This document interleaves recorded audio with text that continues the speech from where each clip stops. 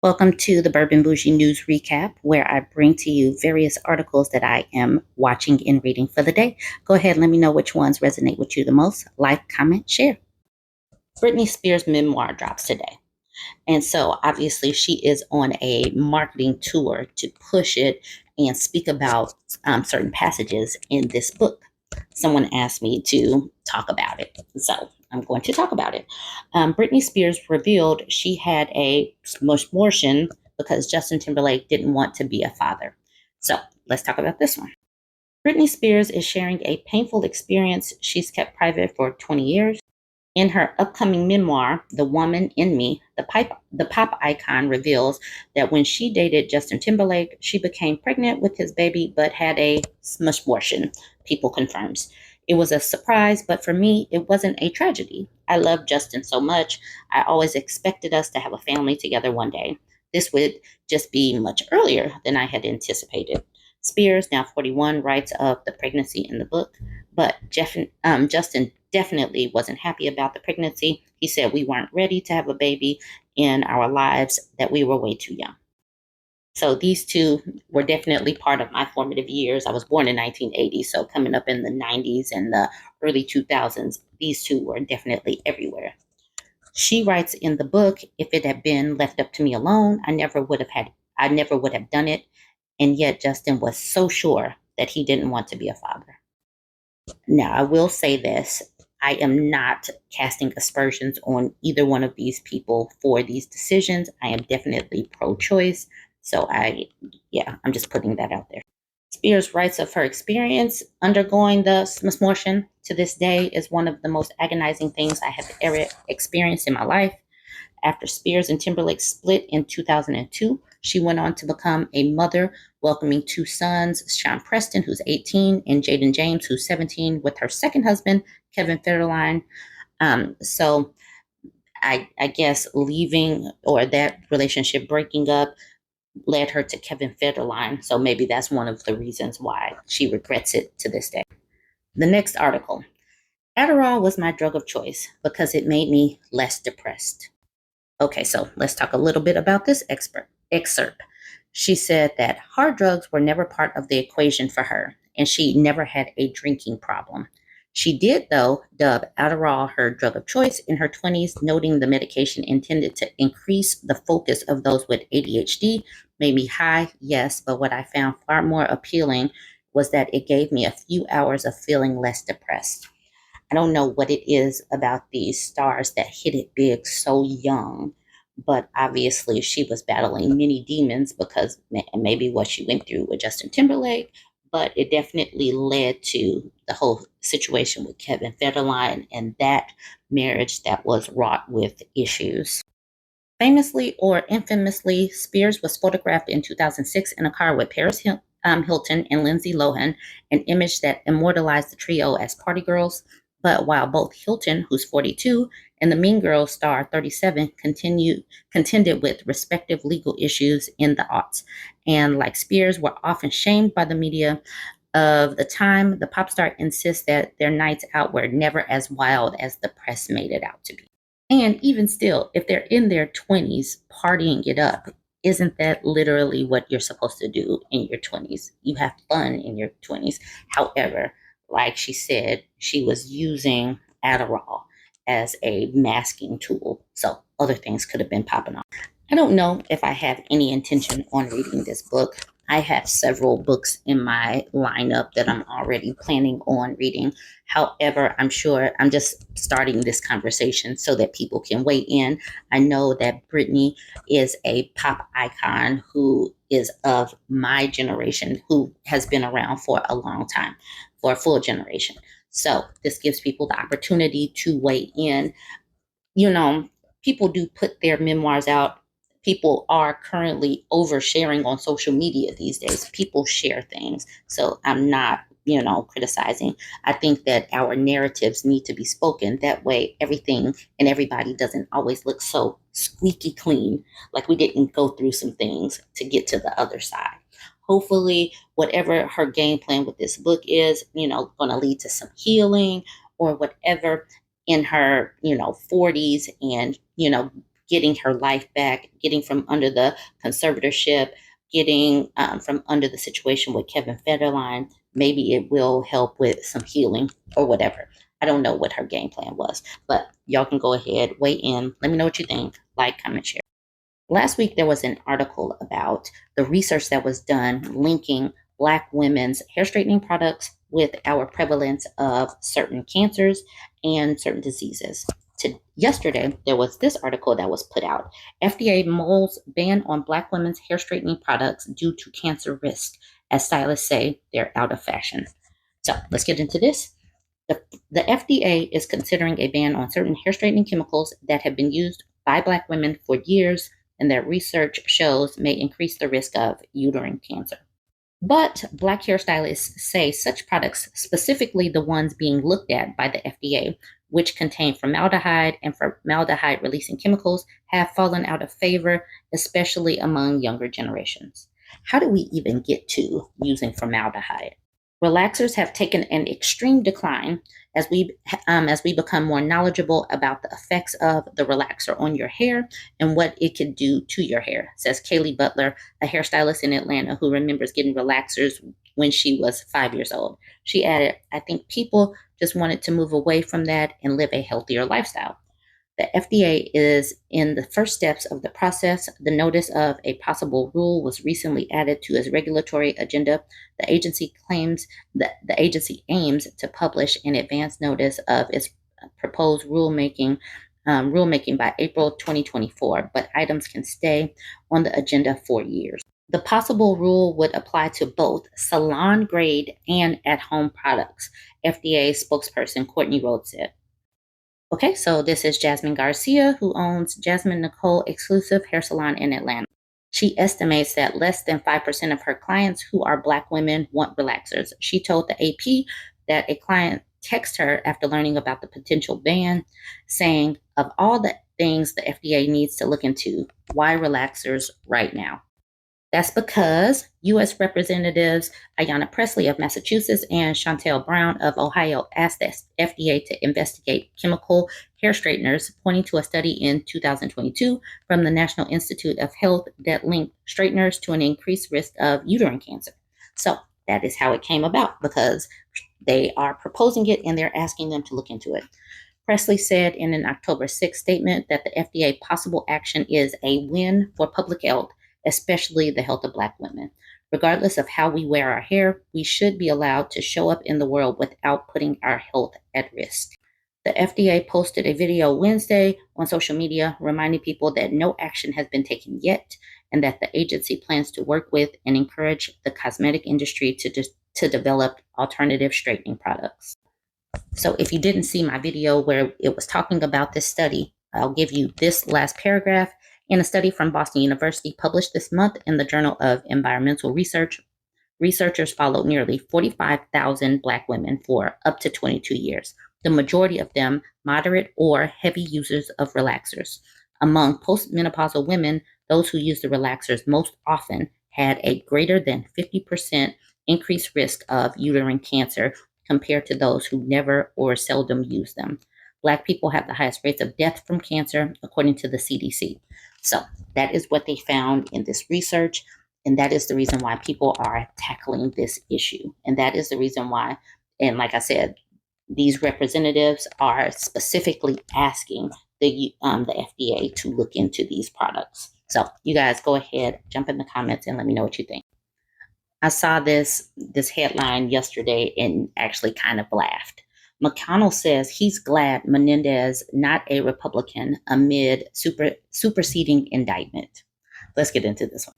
Senate Minority Leader Mitch McConnell said he's glad Senator Bob Menendez, not a Republican amid federal charges involving Menendez acting as a foreign agent to the Egyptian government in exchange for luxurious bribes. Asked on Fox News Sunday if Menendez should resign amid his superseding indictment, McConnell said, "Well, I think that's something Senate Majority Leader Chuck Schumer and the Democrats have to decide how to deal with it. I'm not going to give them any advice about how to deal with it." For me, the reason why this is funny is that they're talking about this on Fox News when the Republicans are embroiled in so many issues right now that could be tackled. But instead of tackling their issues, they're talking about the Democrats. Now, I absolutely believe that Democrats and Republicans should be held accountable for their behaviors and their misdeeds. So everybody should be held accountable. However, I am just laughing because the Republicans stay in some mess, stay in some issues that are bordering on criminal, if not completely criminal. But they're talking about the Democrats and their criminality. But like I said, if this dude is an agent, get him out, harshest consequences available. You know, to jail, go. In a superseding indictment filed earlier this month, prosecutors allege Menendez conspired with his wife and New Jersey businessman Will Hanna to act as an agent of the Egyptian government between January 2018 and June 2022. As a member of Congress, Menendez is prohibited by law from agreeing to be or acting as a foreign agent, even when registered under Foreign Agents Registration Act, a law requiring any person acting in the U.S. as an agent of a foreign principal to register with the U.S. Attorney General. The superseding indictment said neither Menendez's wife nor Hannah were registered under the act. Between 2020 and 2022, Menendez allegedly made multiple requests for the Justice Department to investigate others for failing to register under FARA, including an unnamed ex-member of Congress. I do not like hypocrisy, so this is bad. It definitely needs to be handled.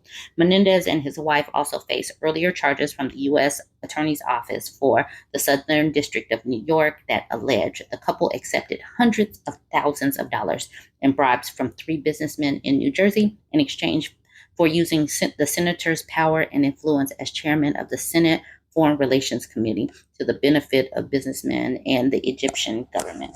So that is the Republican take, that's my take, and that is what is going on with this Menendez fella and his wife. You guys go ahead and weigh in.